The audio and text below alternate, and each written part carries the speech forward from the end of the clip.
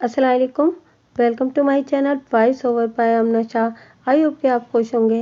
कहानी शुरू करने से पहले आपसे रिक्वेस्ट है कि अगर आपको मेरा कंटेंट पसंद आता है तो प्लीज़ मेरे चैनल को सब्सक्राइब करें। आइए कहानी का आगाज़ करते हैं। अगले रोज़ से साबू और पीनो इस घर के एक कमरे में किराएदार की हैसियत से आन बसे। मुझे बशीरा ने बताया कि 2-3 महीने तो खैरियत से गुजर गए। इसके बाद इन मियाँ बीवी में अक्सर झगड़ा रहने लगा। बशीरा को बर वक्त किराया मिल रहा था, इसलिए उसने इनकी खानगी ज़िंदगी में मुदाखलत ज़रूरी ना समझी। कुछ अरसे बाद पीनो से उसकी अच्छी खासी दोस्ती हो गई। बशीरा ने फितरी तजस्सुस के हाथों मजबूर होकर पीनो को कुरेदना चाहा। हर घर में मियाँ बीवी में नोक झोंक तो होती ही रहती है, लेकिन इन दोनों के बीच जिस किस्म की लड़ाई होती वो गैर मामूली नौयत की थी। अक्सर रात में साबू मारपीट भी करता, जिसकी आवाज़ सुनकर पड़ोसी भी जाग जाते। 11 वाली ने तो दबे अल्फाज में चाची से यहाँ तक भी कह दिया कि वो अपने किराएदार लोगों से जान छुड़ा ले, वरना किसी रात अगर साबू ने अपनी बीवी को इन्ना लिल्ला कर दिया तो वो खामखा पुलिस के चक्कर में पड़ जाएगी। लेकिन बशीरा ने ये कहकर अपनी पड़ोसन को ठंडा कर दिया कि कुछ नहीं होगा। बाज अनाड़ी मियाँ बीवी में इस किस्म का दंगा फसाद चलता रहता है। अब जो पीनो बशीरा के करीब हुई और बशीरा ने अपने मखसूस अंदाज में उसे टटोला तो एक नई कहानी ही सामने आई। पीनो ने अपने दुखों को छुपाने की कोशिश न की। उसके मुताबिक उसका खामिद बाकायदा कोई काम नहीं करता था। उसने बशीरा से सरासर गलत बयानी की थी। फिर तुम लोगों का गुजारा कैसे हो रहा है? बशीरा ने हैरत से इस्तफसार किया। वो तामुल करते हुए बोली, साबू दरअसल एक जुआरी है। जुए की लत इसे बहुत अरसे से लगी हुई है और चाची तुम जानती हो इस लानती काम में नशो व फराज तो आता ही है। फराज तो महीने में या साल में एक आध बार ही आता है। चाची बशीरा ने मायनेखेज अंदाज में कहा, अक्सर ये लोग नशे भी में पड़े रहते हैं। मैंने तो आज तक किसी जुआरी को फलते फूलते नहीं देखा, बल्कि बाज तो अपनी बीवियों को भी दांव पर लगा देते हैं। हाय चाची, ऐसी बातें तो ना करो। पीनो जल्दी से साबू की हिमायत में बोली। वो ऐसा नहीं हो सकता, मैं साबू को बड़ी अच्छी तरह समझ गई हूँ। क्या खाक समझ गई हो? बशीरा ने हाथ नचाकर कहा, रोज रात को वो तुम्हारी ठुकाई करता है। कई मर्तबा आस पड़ोस वालों ने बीच बचाव करके तुम्हारी जान बचाई है, इस पर भी तुम उसकी तरफदारी कर रही हो। पीनो ने ठहरे हुए लहजे में कहा, चाची जुए में हार जीत तो होती ही है, मैं मानती हूँ ये एक गलत काम है, लेकिन साबू की आदत छुड़ा नहीं सकती। वो वैसे अपनी गलतियों का इजाला करके हिसाब बराबर कर देता है। क्या हिसाब बराबर करता है? बशीरा ने बदमज़गी से पूछा। चाची बात दरअसल ये है कि जब साबू हार कर आता है तो वो अपनी शिकस्त का सारा गुबार मुझ पर निकालता है। तुम इसे ठुकाई कह लो, मारपीट या लड़ाई झगड़ा। पीनो ने कहा। फिर कदरे शर्माए हुए बताया कि जब वो जीत कर आता है तो वो मुझसे इतनी अच्छी तरह पेश आता है कि मैं पिछली मारपीट को भूल जाती हूँ। वो मेरी फरमाइशें भी पूरी करता है। अभी कल ही उसने मुझे सोने के झुमके बनवा कर देने का वादा किया है। और जहाँ तक महल्ले वालों का ताल्लुक है, वो जुमला अधूरा छोड़कर जरा रुकी और फिर बात जारी रखते हुए बोली, मियाँ बीवी के मामले में किसी को मुदाखलत करने की ज़रूरत नहीं। पता नहीं ये लोग मेरे ख्वाब बनकर बीच में क्यों कूद पड़ते हैं। लो, तुमने तो बात ही ख़त्म कर दी, बशीरा ने खफगी से कहा। महल्ले वालों से इनका हक भी छीन लिया। कल कल तुम मुझे भी कह दोगी कि हमारे मामले में बोलने की ज़रूरत नहीं। चाची तुम तो खामखा नाराज़ हो रही हो, तुम्हारी बात दूसरी है। ना बाबा, दूसरी और तीसरी बात क्या होनी है? बशीरा ने रूखे लहजे में कहा। तुम्हें अपने कसम से मार खाने और हड्डियां तोड़वाने का इतना ही शौक है ना, तो हम रोकने वाले कौन होते हैं? तुमने बिल्कुल ठीक कहा पीनो, मियाँ बीवी के मामले में किसी को मुदाखलत नहीं करना चाहिए। चाची आप तो वाकई खफा हो गई हो, वह नरमी से बोली। तुमने उसूल की बात की है, बशीरा ने कहा। इसमें खफगी या नाराज़गी का क्या सवाल? मैं अभी सिर्फ अपने किराए से मतलब रखा करूंगी। इन दोनों में कुछ देर मजीद बात होती रही। बहरहाल इस नशिस्त का इख्तिताम खुशगवार अंदाज में हुआ। चाची बशीरा एक जहांदीदा और तजुर्बेकार औरत थी। उसे उन 15 रुपयों से गज़ थी जो हर माह वक्त पर उसे मिल जाते थे। इस ज़माने में 15 रुपये की बड़ी अहमियत थी। आजकल के ये 15 रुपये 1500 समझ लें। बशीरा ने मुझे बताया कि इसके बाद उसने कभी साबू और पीनो की अज़दवाजी ज़िंदगी को मौजू नहीं बनाया। हालांकि इनके दरमियान अक्सर बातचीत होती रहती थी। मियाँ बीवी के माबैन लड़ाई झगड़े और मार कुटाई का सिलसिला बदस्तूर जारी रहा और बिलाखिर इस रात को ये टंटा भी निकल गया। जब साबू ने अपनी बीवी को तलाक दे दी। बशीरा के मुताबिक इस वाकये की तफसील कुछ इस तरह थी। रात को लगभग 11 बजे साबू घर आया और आते ही इसने पीनो से एक भारी रकम का मुतालबा किया। मुझे फौरी तौर पर एक सौदा लेने की ज़रूरत है। इसका अंदाज खासा उखड़ा हुआ और लहजा बिगड़ा हुआ था। पीनो फौरन से पेशतर समझ गई कि वो जुए में कोई बड़ी रकम हार आया है। उसने हैरत से अपने शौहर को देखा और बोली, मेरे पास 100 रुपये कहाँ से आएंगे? जहाँ से भी आए मैं कुछ नहीं जानता, मुझे रकम चाहिए। तुम कैसी बातें करते हो साबू, मैं किधर से लाऊं 100 रुपये? तुमने कुछ जमा जोड़ कर रखा होगा ना, साबू ने चिढ़कर कहा। वो चटक कर बोली, मेरे पास तो एक पैसा नहीं बचता। तुम इतना ही लाकर देते हो जितना हमारे घर का खर्च है। मैं तुम्हें फौरन यकमुश्त 100 रुपये कहाँ से मुहैया करूं? देख पीनो, मेरी इज्जत का सवाल है।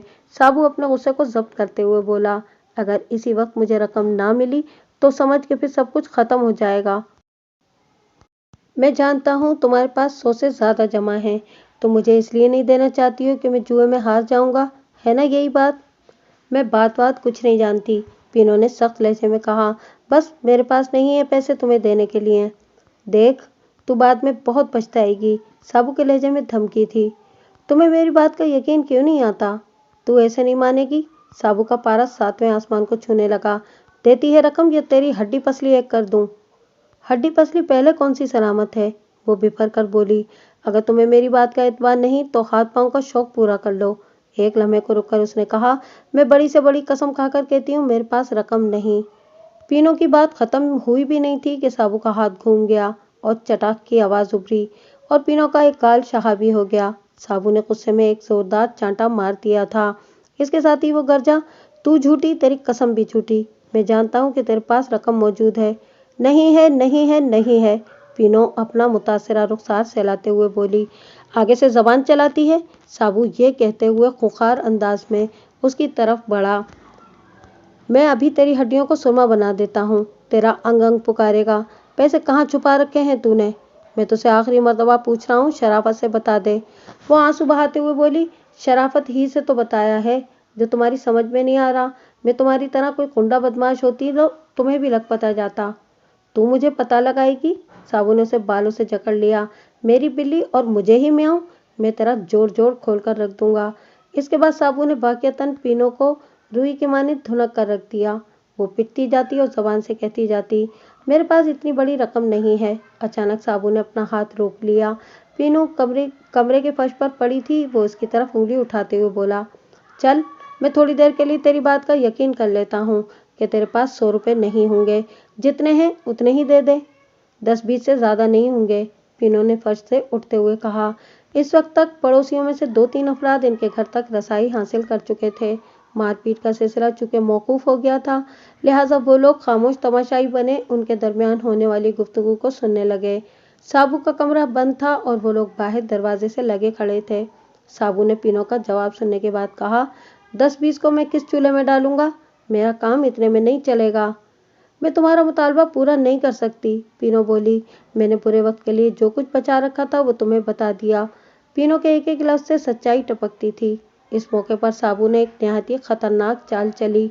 ठीक है, तूने रकम अगर बहुत ही गहराई में दबा ली है तो इसे वहीं दबा रहने दे। मैं फुर्सत में इसे खोद कर निकाल लूंगा। फिलहाल तुम अपने तलाई झुमके मेरे हवाले कर दो, मैं इनसे काम चला लूंगा।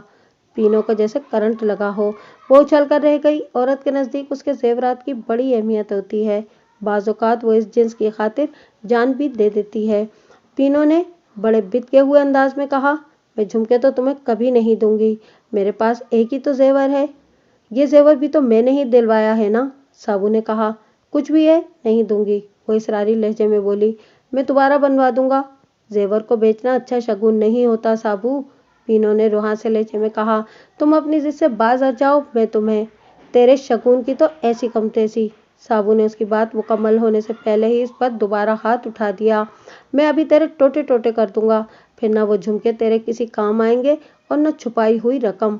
अंदर जबरदस्त मारपीट का दूसरा राउंड शुरू हुआ तो बाहर मौजूद पड़ोसी मुदाखलत पर मजबूर हो गए। आसार से लगता था कि साबू आज अपनी घरवाली की जान लेकर ही छोड़ेगा। जब पड़ोसी दरवाजा तोड़कर कमरे के अंदर पहुंचे तो उन्होंने एक वहशतनाक मंजर देखा। साबू ने पीनो को अपने नीचे दबा रखा था। पीनो की चोटी उसके हाथ में थी और वो बुरी तरह से उसे ज़दोकोब कर रहा था। पड़ोसी ने आगे बढ़कर साबू को पीनो के ऊपर से उतारा। वो इस वक्त बेकाबू हो रहा था। उसने चढ़ी हुई सांसों के दरमियान पीनो की तरफ देखते हुए कहा, मैं जानता हूँ, मार खा खा कर पिछले 3 साल में तेरी हड्डी बहुत ढीठ हो गई है। मैं तुझे काट कर भी फेंक दूंगा तो तू मेरी बात नहीं मानेगी, लेकिन मैं तेरा शौहर हूँ, तुझे झुकाना आता है मुझे। उसने एक लम्हे का तवक्कुफ करके बाहर मौजूद लोगों पर एक तायरान सी निगाह डाली और पीनो को मुखातिब करते हुए बोला, कान खोल कर सुन ले, अगर तूने 10 मिनट के अंदर अंदर तलाई झुमके मेरे हवाले ना किए तो मेरी तरफ से तुझे 3 तलाक। कमरे में सन्नाटा छा गया। साबू ने बात ही ऐसी खतरनाक कर दी थी कि वहां मौजूद लोगों को जैसे सांप सूंघ गया। पीनो दीदे फाड़े साबू को देख रही थी। चंद लम्हात के बाद वो बिखरी हुई सी आवाज में बोली, साबू, ये तुम क्या कह रहे हो? तेरे कानों ने जो सुना है ना, मैंने वो ही कहा है। साबू अपनी बात पर डटा रहा। और तुम मुझसे फजूल सवालात करके खामखा वक्त बर्बाद कर रही है। अगर 10 मिनट की ये मोहलत गुजर गई तो सोच ले तू कहाँ खड़ी होगी। औरत बुनियादी तौर पर तहफ़्फ़ुज़ की खातिर शादी करती है। वो किसी कीमत पर अपने तहफ़्फ़ुज़ को हाथ से जाने नहीं देना चाहती। साहिबान चाहे कितना ही कमज़ोर क्यों ना हो, वो बहुत सी आफात से महफूज रखता है। साबू ज्वारी कुंडा मवाली सही, मगर वो इसके लिए एक मजबूत सहारा था और ये सहारा 10 मिनट बाद उससे छिनने वाला था। पीनो ने बर वक्त दुरुस्त फैसला किया और हर शे को फरामोश करके खामिद के मुतालबे की तकमील में लग गई, मगर बदकिस्मती नज़दीक ही खड़ी मुस्कुरा रही थी। पीनो ने अपने हाथ से वो झुमके किसी महफूज जगह पर रखे थे, मगर इस अफरा तफरी और आसाब शिकनी के माहौल में वो महफूज जगह उसके जहन में महफूज न रह सकी। बेइंतहा परेशानी के आलम में उसे याद न रहा कि उसने तलाई झुमके कहाँ रखे थे। वो बड़ी शद्दोमत से कमरे में मौजूद सामान की एक एक शे को उलटने पुलटने लगी, लेकिन गौहर मुराद हाथ न आया। इसी लम्हे कमरे में किसी की सरसराती हुई आवाज उभरी, बीबी, अब तलाशी का कोई फायदा नहीं। 10 मिनट गुजर गए, बल्कि अब तो 11वां मिनट भी खत्म होने वाला है। दूसरे शख्स ने कहा, तुम्हें तलाक हो गई। साबू तुम्हारा शौहर नहीं रहा, अब तुम इसके लिए हराम हो गई हो। पीनो भीगी हुई आवाज में बोली, मैं तो झुमके इसे देना चाहती थी, पता नहीं कहाँ रखकर भूल गई हूँ। रब दिसो, मेरी नीयत में कोई खोट नहीं।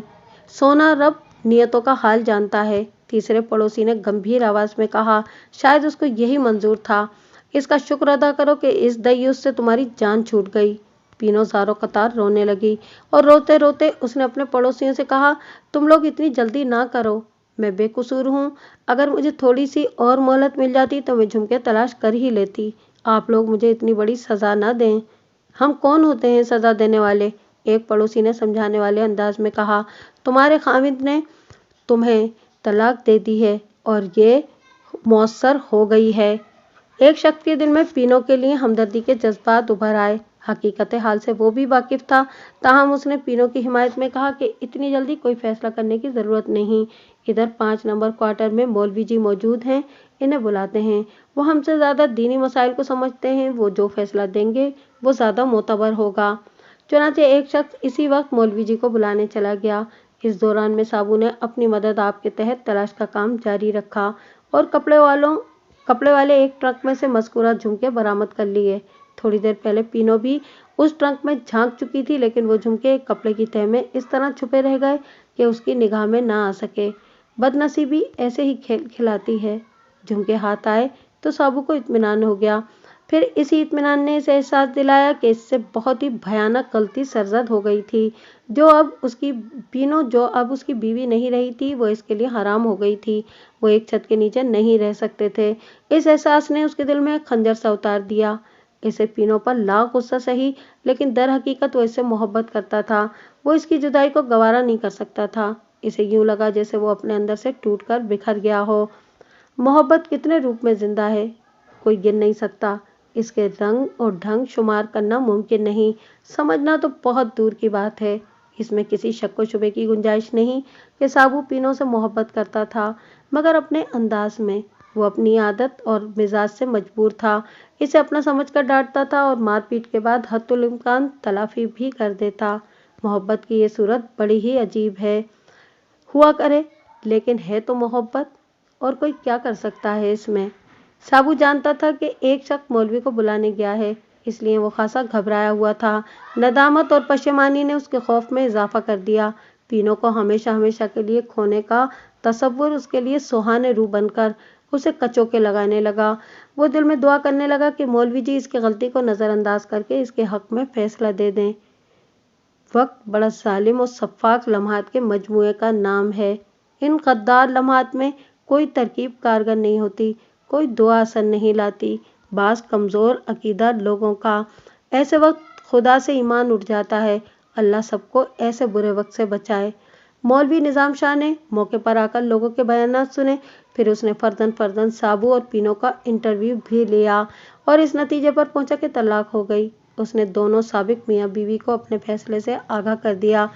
پینو کی تو جو حالت تھی سو تھی۔ اس موقع پر سابو نے مولوی کے سامنے ہاتھ جوڑ دیے اور منت سماجت آمیز لہجے میں بولا، مولوی جی، مجھے نہیں پتا تھا کہ میں جو کچھ کہہ رہا ہوں اس کا اتنا خوفناک نتیجہ برآمد ہوگا۔ میرے لیے معافی کی کوئی صورت نکالیں۔ برخوردار، اسی لیے کہتے ہیں کہ پہلے تولو پھر بولو۔ کوئی بھی بات منہ سے نکالتے وقت سوچ سمجھ لینا چاہیے۔ سابو نے اپنے لیے گنجائش نکالنے کی کوشش کی۔ مولوی جی، میں اس وقت بہت غصے میں تھا۔ طلاق کوئی ہنسی کھیل کا نام نہیں سابو، یہ ہمیشہ غصے ہی کی حالت میں دی جاتی ہے، مولوی نے سمجھانے والے انداز میں کہا۔ اسی لیے تو غصے کو حرام قرار دیا گیا ہے اور طلاق کو جائز ناپسندیدہ عمل۔ پینو دھواں دھار انداز میں رونے لگی۔ ہائے ربا، اب میرا کیا ہوگا؟ میں کہاں جاؤں؟ میرے پاس تو رہنے کا کوئی ٹھکانہ بھی نہیں۔ میرا تو سب کچھ برباد ہو گیا۔ ہائے، میں کیا کروں؟ مولوی نے بڑے واضح الفاظ میں دونوں کو آگاہ کیا۔ اب تم دونوں ایک چھت کے نیچے زندگی نہیں گزار سکتے۔ اگر ایسا کرو گے تو بہت بڑے گناہ کے مرتکب ٹھہرو گے۔ اس موقع پر سابو مولوی کے قدموں میں گر گیا اور منت آمیز لہجے میں بولا، مولوی جی، ہم دونوں ایک ساتھ رہنا چاہتے ہیں۔ مجھے اپنی غلطی کا احساس ہو گیا ہے۔ میں اب پوری زندگی ایسی غلطی نہیں کروں گا۔ آپ ہمارے دوبارہ ملاپ کا کوئی راستہ نکالیں۔ راستہ تو ہے، مولوی نے کچھ سوچتے ہوئے کہا، لیکن بہت ہی مشکل ہے۔ میں ہر مشکل اٹھانے کو تیار ہوں، سابو سینہ ٹھوکتے ہوئے بولا۔ اور تم؟ مولوی نے پینو کی جانب سوالیہ نظر سے دیکھا۔ میں سابو کے ساتھ رہنا چاہتی ہوں، وہ گردن جھکا کر بولی۔ اس کے لیے جو کچھ بھی آپ کہیں گے میں کرنے کو تیار ہوں۔ تمہیں حلالہ کے عمل سے گزرنا ہوگا، مولوی نے گہری سنجیدگی سے کہا۔ حلالہ؟ پینو اور سابو کی زبان سے بیک وقت ادا ہوا۔ یہ کیا ہوتا ہے؟ مولوی نے نہایت ہی تفصیل سے انہیں حلالہ کے بارے میں بتایا اور پھر کہا، اس عمل میں ایک نہایت ہی باریک نکتہ ہے، اسے سمجھنا بہت ضروری ہے۔ کون سا نکتہ مولوی جی؟ سابو نے سنجیدگی سے پوچھا۔ مولوی نظام شاہ نے بتایا، میں تم دونوں کو حلالہ کے بارے میں اچھی طرح بتا چکا ہوں۔ اس عمل سے گزرے بغیر دوبارہ نکاح نہیں ہو سکتا۔ عدت کی مدت پوری ہونے کے بعد پینو کی پہلے کسی اور شخص سے شادی ہوگی۔ شب زفاف منانے کے بعد جب وہ شخص پینو کو طلاق دے گا تو پھر تمہاری اس سے شادی ہو سکے گی۔ میں نے جس باریک نکتے کی جانب اشارہ کیا تھا وہ یہ ہے کہ ہم اس شخص کو طلاق دینے پر مجبور نہیں کر سکتے۔ وہ یہ عمل راضی خوشی کرے تو ٹھیک، ورنہ ہم اس پر کوئی شرط عائد نہیں کر سکتے۔ کسی طے شدہ پروگرام کے تحت حلالہ نہیں کیا جا سکتا۔ اگر ایسا کیا جائے تو یہ گناہ کے زمرے میں آتا ہے۔ یہ تو بڑا گڑبڑ والا نکتہ ہے جی، سابو پریشان نظر سے مولوی کو دیکھتے ہوئے بولا۔ یہ بھی تو ممکن ہے پینو سے شادی کرنے والا شخص اسے طلاق دینے پر آمادہ ہی نہ ہو، پھر میرا کیا بنے گا؟ مولوی نے اپنی داڑھی پر ہاتھ پھیرتے ہوئے کہا، ایسا ہونا ممکن تو نہیں ہے، لیکن زیادہ تر دیکھنے میں یہی آیا ہے کہ حلالہ کا فریق طلاق دے دیتا ہے۔ تمہیں تھوڑا بہت رسک تو لینا ہی پڑے گا۔ میں تو حلالہ کی تفصیل سن کر ہی بوکھلا گیا ہوں، سابو وحشت زدہ لہجے میں بولا۔ اوپر سے آپ نے ایک نیا اڑنگا لگا دیا ہے۔ میں نے اپنی طرف سے کچھ نہیں کیا ہے، بے وقوف، مولوی نے قدرے غصے سے کہا۔ شرعی مسئلہ یہی ہے۔ وہاں پر موجود افراد میں سے ایک نے سابو کو ڈانٹا، اب مرے کیوں جا رہے ہو؟ تمہیں یہ سب کچھ منہ کھولنے سے پہلے سوچنا چاہیے تھا۔ شرع کے معاملے میں جرا نہیں چلتی۔ پینو نے رہاسی آواز میں مولوی سے کہا، مولوی جی، مجھے کتنی عدت پوری کرنا ہوگی؟ مطلقہ کی عدت 90 دن مقرر ہے، مولوی نے بتایا۔ 90 دن؟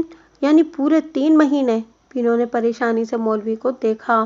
میں اتنا لمبا عرصہ کہاں گزاروں گی؟ میرے پاس تو رہنے کا کوئی ٹھکانہ بھی نہیں۔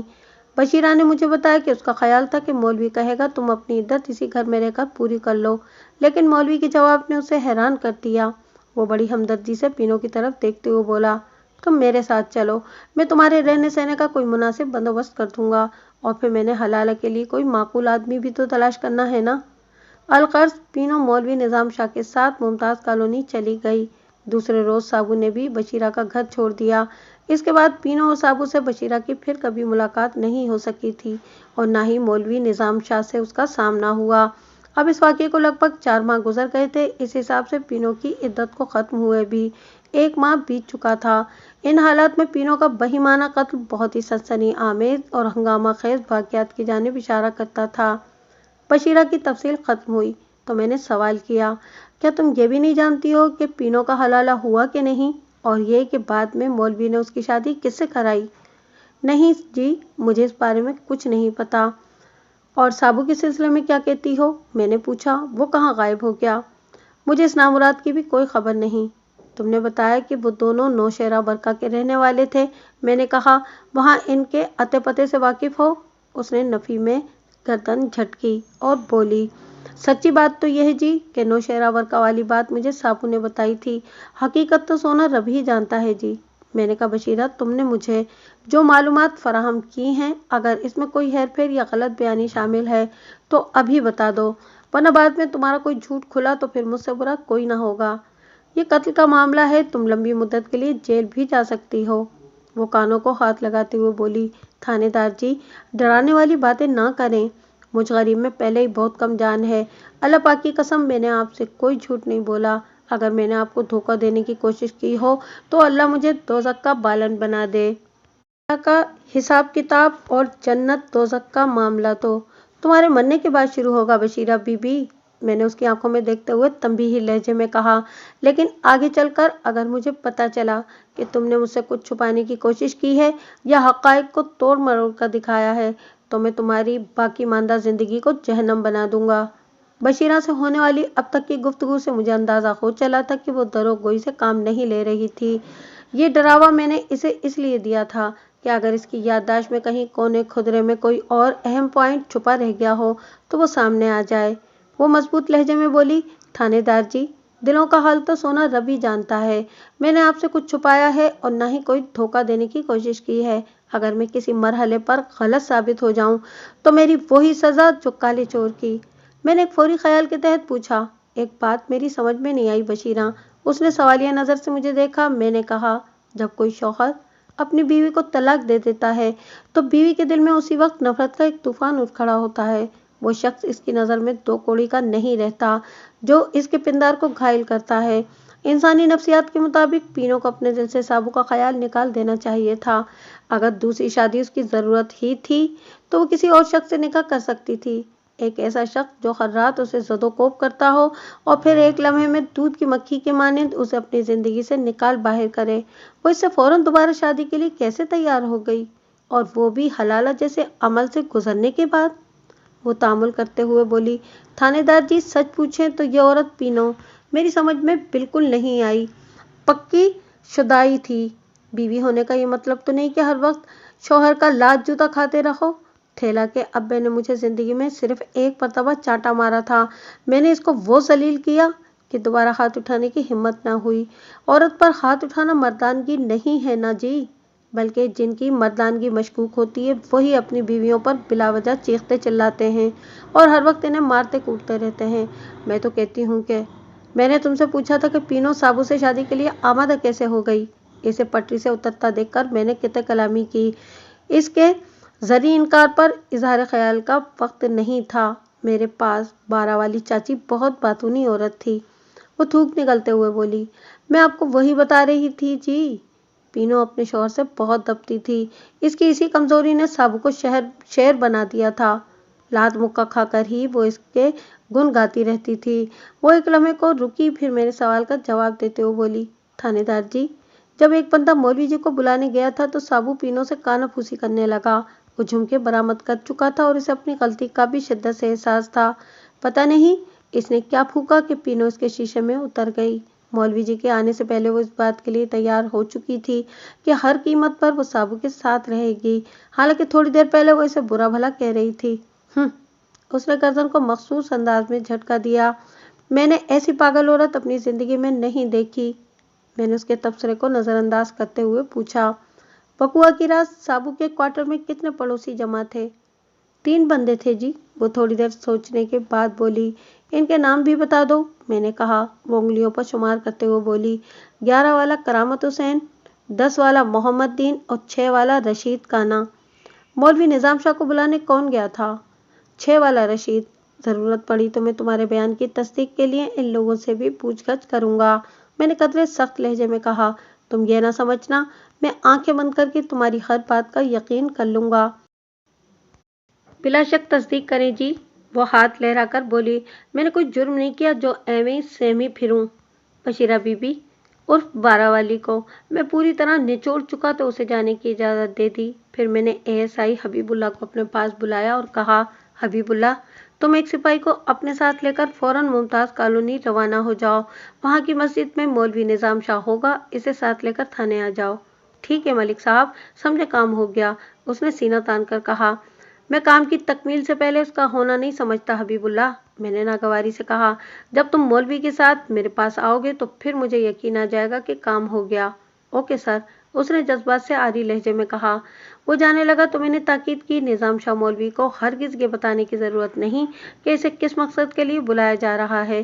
थाने पहुंचने के बाद सूरत हाल इस पर वाज़ेह होगी। मेरी बात समझ रहे हो ना? समझ गया मलिक साहब, वो रुखाई से बोला और कमरे से निकल गया। एएसआई हबीबुल्ला बड़ा मकरूर और उखड़ मिजाज था। मुझे पता चला था कि वो किसी एसपी का करीबी रिश्तेदार है और अपनी इस निस्बत का इसे बड़ा मान भी है। मेरे सुनने में ये भी आया था कि मेरी तैनाती से पहले वो बबांगे दोहल कहता फिरता था। वो अपने रिश्तेदार एसपी की सिफारिश से अनकरीब थाना इंचार्ज होने वाला है। मुझसे अभी तक उसने अड़ी वाली कोई बात नहीं की थी, ताहम एहतियातन मैं खुद ही इसे अहम मामला से दूर रखता था। सिफारशी और ताल्लुक के जोम में मुब्तला लोग मेहनती और काबिल एतमाद नहीं होते। काम चोरी और मामागिरी को अपना हक समझते हैं। हर मामले में बेदरक टांग अड़ाने का बड़ा शौक होता है इन्हें। हबीबुल्ला की बनिस्बत हवलदार रब नवाज कहीं ज्यादा जिम्मेदार पुलिस अफसर था। मैं ज्यादातर इसे ही अपने साथ रखता था, हालांकि वो हबीबुल्ला से कहीं जूनियर था। काम करने और कुछ दिखाने वाले सीनियर जूनियर के पैमानों में नहीं उलझते। इनकी निगाह सिर्फ और सिर्फ अपने मकसद पर होती है। बाज़ औक़ात एक फिट कांस्टेबल इतना बड़ा कारनामा अंजाम दे लेता है जो आईजी को भी बतहरत में डाल देता है। एएसआई हबीबुल्ला नाकाम नामुराद वापस आ गया। मैं समझ लूँ काम हो गया, मैंने दुरुस्त लहजे में कहा। उसने बुरा सा मुंह बनाया और बोला, मलिक साहब, इसमें मेरा क्या कसूर? मौलवी जी इधर कॉलोनी में मौजूद ही नहीं है, मैं इन्हें कहाँ से पकड़ लाता? इसीलिए कहते हैं कि बड़ा बोल नहीं बोलना चाहिए। मैंने गहरी नज़र से उसे देखा और फिर पूछा, मौलवी निजाम शाह कहाँ गया हुआ है? मुझे पता चला है कि वो कल दोपहर से नारोवाल गया हुआ है, उसने बताया। आज शाम तक इसकी वापसी होगी। बस तो फिर हो गई थानेदारी, मैंने मुतासिफाना अंदाज में कहा। अब शाम तक इंतजार की कोफ्त से गुजरना होगा। वो कदरे तंजिया लहजे में बोला, मजबूरी है सर जी, कोई क्या कर सकता है। तुमने किसी से लाश या कत्ल वगैरह का जिक्र तो नहीं किया? मैंने तो आपकी हिदायत के मुताबिक इस सिलसिले में जबान नहीं खोली, वो फरमा बरदार नायब की अदाकारी करते हुए बोला। लेकिन ये वाकया ढका छुपा नहीं रहा।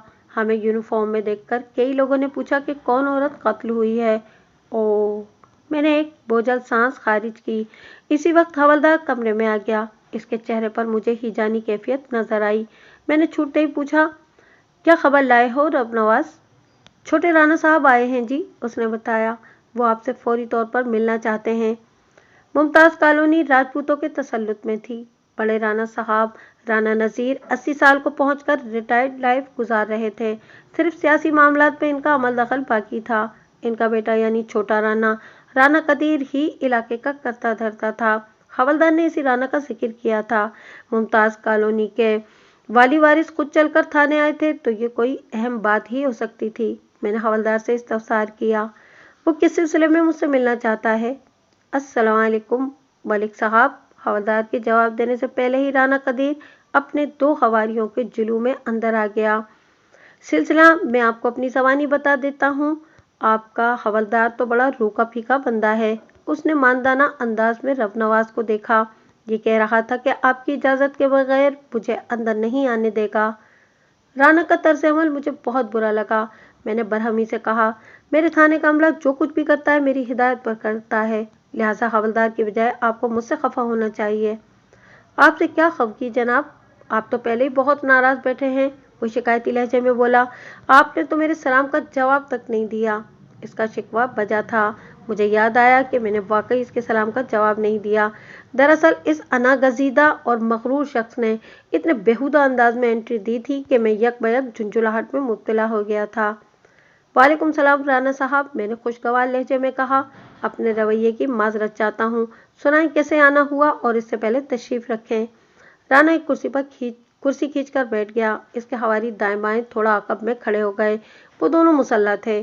चौधरी और वडेरा किस्म के लोग अपने साथ दो मुसल्ला अफराद जरूर रखते हैं। अपनी दानिश में वो इस तरह रोब और शान को बढ़ाने की कोशिश करते हैं। वो अक्सर फरामोश कर देते हैं कि इज्जत, शान और जिंदगी देने वाला वही कादिर मुतलक है, जिसकी मंशा के बगैर एक पत्ता जुम्बिश नहीं कर सकता। अक्सर मुसल्ला गार्ड्स बरदार ताकतवर अफराद ने अपनी ही सिक्योरिटी के हाथों मौत का जायका चखा है। मैंने राना के दोनों चमचों से कहा, तुम लोग बाहर जाकर बरामदे में बैठो, तुम्हारे राना साहब यहाँ बहुत महफूज हैं। मेरी बात खत्म हुई तो राना कदीर ने भी इन्हें इशारा कर दिया। वो खामोशी के साथ वहां से टल गए। मेरे ईमा पर हवलदार और एएसआई भी कमरे से निकल गए तो राना ने अपनी आमद का मकसद बयान किया। मलिक साहब, मुझे पता चला है कि आप खेतों में से किसी औरत की लाश को उठाकर थाने लाए हैं। वो मोतदिल लहजे में बोला। कमाल है, आपने हमें कोई इत्तला ही नहीं भिजवाई। इतना बड़ा वाकया हो गया और हमें पता ही नहीं। लगता है हमसे नाराज हैं। राना कदीर की उम्र 45 के करीब होगी। वो एक सेहतमंद और लंबा चौड़ा शख्स था। बिलाशुबा उसकी शख्सियत मुतासिर कुन थी। उसने मखसूस राजपूती अंदाज की मूछें रख छोड़ी थीं। मैंने कहा, राना साहब, पहली बात तो ये कि हमारे दरमियान कोई यारी दोस्ती है और ना ही नाराजी। दूसरी बात ये कि अहम वाकयात की इतला थाने वालों को दी जाती है। थाने वाले ऐसी खबरें घर घर नहीं पहुंचाया करते। तीसरी और आखिरी बात यह कि मैं आज दोपहर में वाकई एक औरत की लाश को थाने लाया हूं। अब तक की तफ्तीश के मुताबिक इस हरमा नसीब मकतूल औरत का नाम परवीन उर्फ पिनो मालूम हुआ है, जो आपकी कॉलोनी के मौलवी निजाम शाह की पनाह में थी। वो मौलवी जी हलाले के बाद उसकी शादी करवाना चाहते थे। मैंने मौलवी से राब्ता करने की कोशिश की तो पता चला कि वो कल दोपहर से नारोवाल गया हुआ है। अच्छा हुआ आप आ गए। मैंने जुमला अधूरा छोड़कर थोड़ा तवक्कुफ किया और फिर कहा, आप मुमताज कॉलोनी के माई बाप हैं। एक नज़र आप भी पिनो की लाश देख लें और इस वाक़े पर कुछ रोशनी डालने की कोशिश करें। उसने खामोशी और पूरी तवज्जो से मेरी बात सुनी। इस दौरान में उसके चेहरे पर तगय्युर और तबद्दुल पैदा होता रहा। मेरे खामोश होने पर उसने सनसनीखेज लहजे में इंकिशाफ किया, मलिक जी, अब जिस पिनो का जिक्र कर रहे हैं वो मौलवी जी के साय से निकल कर बशारत के कब्जे में जा चुकी थी। इद्दत की मुद्दत पूरी होने के बाद कोई 1 महीना पहले पिनो का बशारत से निकाह कर दिया गया था। फिर वही हुआ जिसका खदशा बहरहाल था। इतना कहकर वो खामोश हुआ और फिर बोला, आप पहले मुझे पिनो की लाश दिखाएं, बाकी बातचीत बाद में होगी। मैंने राना कदीर की फरमाइश पूरी कर दी। हम एक मरतबा फिर कमरे में आकर बैठ गए। राना ने तस्दीक कर दी कि वो इसी पिनो की लाश है जिसका हम जिक्र कर रहे थे। मैंने कहा, राना साहब, आपकी बात मुकम्मल नहीं हुई थी। जी हाँ, उसने उस बात में गर्दन हिलाई और बोला, मैं आपको बता रहा था कि खदशे वाली बात होकर रही। हलाला की शर्त तो पूरी हो गई, लेकिन बशारत ने सुहाग रात के बाद पिनो को तलाक देने से इनकार कर दिया। वो इसे मुस्तकिल अपनाए रखना चाहता था। बस जी, साबू के अरमानों का तो जनाजा निकल गया। उसने बहुत सर पटका, लेकिन तीर कमान से निकल चुका था। वो अपना दिल दबोच कर रह गया। बशारत का फैसला तो रहा एक तरफ, इस मौके पर पीनू ने भी बशारत के साथ ही जिंदगी गुजारने को तरजीह दी। साबू को मजबूरन इससे दस्तबरदार होना पड़ा। वो मायूस होकर वापस चला गया। राना की वजाहत मुझे हजम न हो सकी। मैंने कहा, बड़ी अजीब और नाकाबिले यकीन वाली बात बताई है आपने राना साहब। इसमें आपके लिए नाकाबिले यकीन और अजीब क्या है? उसने हैरत से मुझे देखा। मैंने कहा, मेरी मालूमात के मुताबिक पीनो साबू को बेतहाशा चाहती थी। बशारत का फैसला और तलाक से इनकार तो अचंभे की बात नहीं। हलाला में इस पहलू के इम्कानात बहरहाल मौजूद होते हैं, मगर पीनो की तरजीह मुझे उलझा रही है। وہ زیر لب بڑے معنی خیز انداز میں مسکرایا، پھر رازدارانہ لہجے میں بولا، ملک صاحب، لگتا ہے کہ عورتوں سے آپ کا زیادہ واسطہ نہیں پڑا، اسی لیے آپ الجھ رہے ہیں۔ ایسی بات نہیں ہے رانا صاحب، میں نے تیز لہجے میں کہا، اپنی پیشہ ورانہ زندگی میں ہر قسم کی نفسیات کے مرد و زن سے میرا واسطہ پڑا ہے، آپ کس حوالے سے یہ بات کہہ رہے ہیں؟ وہ زہریلے انداز میں مسکرایا، پھر آواز دبا کر بولا، ملک صاحب، میں نے تو یہی سنا اور دیکھا اور جانا ہے کہ عورت سواری اور جوتی کسی کی نہیں ہوتی، جس کے دباؤ میں ہو اسی کی رہتی ہے، اس پر زیادہ بھروسہ نہیں کرنا چاہیے۔ پینو جب تک سابو کے نکاح میں تھی اس کا دم بھرتی تھی، پھر وہ حلالہ کی شرط پوری کرنے کے لیے بشارت کے نکاح میں چلی گئی۔ ہو سکتا ہے بشارت اسے زیادہ پسند آ گیا ہو، اس نے اپنی وفاداری تبدیل کرنے میں زیادہ دیر نہیں لگائی۔ بات کے اختتام پر اس نے بڑے زمائی انداز میں مجھے مخاطب کیا اور ایک آنکھ دبا کر بولا، بیوی کو پاؤں کی جوتی کہا گیا ہے تو اس کے پیچھے برسوں کا تجربہ ہے۔ اس نامعقول آدمی کی بیہودہ بات سن کر میرے تن بدن میں آگ لگ گئی۔ جہالت اور کمینگی کی کوئی حد نہیں ہوتی۔ پتہ نہیں کس پاگل کے بچے نے برسوں کے تجربے کے بعد یہ نتیجہ اخذ کیا تھا، اور کیسے کیسے تخم خراش نظریے پر اندھا یقین بھی رکھتے ہیں۔ بیوی کو پاؤں کی جوتی سمجھنے اور اس کے ساتھ جوتی ہی جیسا برتاؤ کرنے والے یہ کیوں بھول جاتے ہیں کہ ان کی بہن، بیٹی اور ماں بھی کسی نہ کسی کی بیوی ہی تو ہوتی ہے۔ ایسے خیالات کے حامل نام نہاد عزت نشینوں کو ذہن میں رکھنا چاہیے کہ اگر بیوی واقعی پاؤں کی جوتی ہے تو پھر وہ کس کی اولاد ہیں۔ رانا قدیر کی فضول گوئی نے میری طبیعت مقدر کر دی تھی۔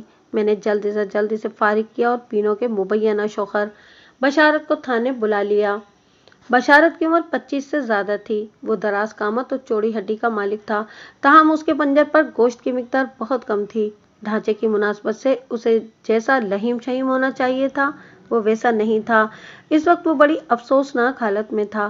ظاہر ہے جس شخص کی نئی نویلی دلہن قتل ہو جائے اس کی حالت ٹھیک کیسے ہو سکتی ہے؟ بشارت نے پینو کی لاش دیکھنے کے بعد جب تصدیق کر دی تو اس سے گفتگو کا آغاز کرنے سے پہلے میں نے ایک نہایت ہی ضروری کام نپٹایا۔ اگرچہ موسم سرد تھا لیکن لاش کے مناسب بندوبست میں خاصی تاخیر ہو گئی تھی۔ میرے اندازے کے مطابق گزشتہ رات کسی وقت اسے قتل کیا گیا تھا۔ میں نے لاش کو ایک ٹانگے میں رکھوایا اور ضروری رپورٹ کے ساتھ پوسٹ مارٹم کے لیے ڈسٹرکٹ ہسپتال بھجوا دیا۔ ٹھیک 10 منٹ بعد بشارت گمسم میرے سامنے بیٹھا تھا۔ میں نے ابتدائی چند باتوں میں معلوم کر لیا کہ اس کی پینو سے شادی کن حالات میں ہوئی تھی اور اس پر سابو نے کیا رد عمل پیش کیا تھا۔ اس کا جواب رانا قدیر کے بیان کی تصدیق کرتا تھا۔ بشارت حنیفہ نامی ایک ضعیف بیوہ کا اکلوتا بیٹا تھا۔ ادھر ممتاز کالونی ہی میں اس کی لکڑی کی ٹال تھی، ساتھ ہی اس نے کوئلے کی بوریاں بھی رکھی ہوئی تھیں، یہی اس کا روزگار تھا۔ اس زمانے میں آج کل سوئی گیس جیسی ارزاں اور آسان نعمت میسر نہیں تھی۔ ایندھن کے طور پر اپلے، لکڑی، مٹی کا تیل اور کوئلہ وغیرہ ہی استعمال کیا جاتا تھا۔ بشارت نے مجھے بتایا کہ مولوی نظام شاہ جب پینو کو اپنے ساتھ لایا تو اسے انہی کے گھر میں ٹھہرایا۔ حنیفہ کا گھر مسجد سے ملحق تھا اور اس گھر میں کافی گنجائش بھی تھی، لہٰذا مولوی جی کے کہنے پر بوڑھی عورت نے ایک کمرہ پینو کو دے دیا۔ حنیفہ کی عمر 80 کے قریب تھی اور اس کی بینائی نہ ہونے کے برابر تھی۔ وہ لوگوں کی صورت نہیں پہچان سکتی تھی، بس اس کی آنکھوں کے سامنے سائے سے لہرا جاتے۔ وہ ٹٹول کر چند قدم بھی چل لیتی تھی۔ ماں کی کمزور نگاہی اور ضعیف بدنی کا بشارت نے فائدہ اٹھایا اور گاہے بگاہے پینو کی جھلک دیکھنے لگا۔ اسے یہ بات معلوم تھی کہ وہ عدت کی مدت پوری کر رہی ہے اور 90 دن کے بعد مولوی جی کسی شخص سے اس کی شادی کر دیں گے۔ بعد ازاں پینو کو وہ طلاق دے دے گا، پھر اس کا نکاح دوبارہ سابو سے ہو جائے گا۔ وہ حلالہ کے بارے میں معلومات رکھتا تھا، اسے لامحالہ پینو سے ہمدردی ہو گئی۔ صنف مخالف کے لیے مرد کے دل میں بہت جلد ہمدردی کے جذبات ابھر آتے ہیں۔ اسے یہ سوچ کر بہت دکھ محسوس ہوتا کہ پینو جیسی خوبصورت عورت دوبارہ ایک موالید جواری کے پلے باندھ دی جائے گی جو اس کی بچی کچی ہڈیوں کا بھی سرما بنا دے گا۔ سابو کے بارے میں بھی وہ بہت کچھ جان چکا تھا۔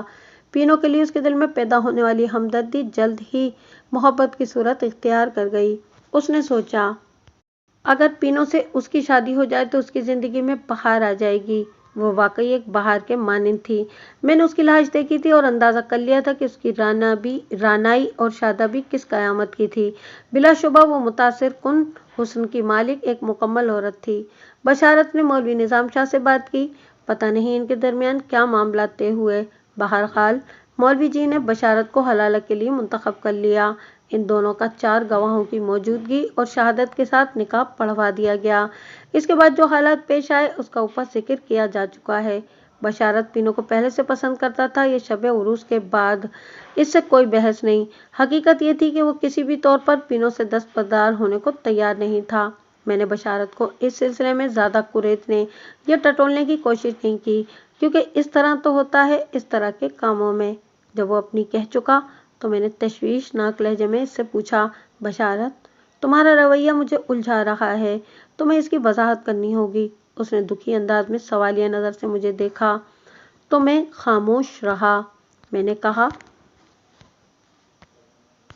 मेरे अंदाजे के मुताबिक तुम्हारी बीवी को गुज़िश्ता रात किसी वक्त कत्ल किया गया है, मगर तुम अब तक खामोश बैठे थे। मेरे बुलाने पर तुम थाने आए हो, इस बेपरवाही की वजह बताओगे? उसने एक तवील थकी हुई सांस खारिज की, फिर मेरे सवाल का जवाब देते हुए बोला, थानेदार साहब, मुझे क्या मालूम था पीनो के साथ इतना बड़ा हादसा पेश आ गया होगा। मैंने तो इसे सही सलामत रवाना किया था। रवाना किया था? मैं चौंक उठा। तुमने अपनी बीवी को कब और कहाँ रवाना किया था? वो कल शाम अपने भाई के साथ नौशेरा बरका गई थी। ये एक और सनसनीखेज इंकिशाफ था। मेरी अब तक की तफ्तीश और मालूमात के मुताबिक पीनो का इस दुनिया में कोई भी अजीज रिश्तेदार नहीं था और बशारत एक नाकाबिले यकीन सी कहानी सुना रहा था।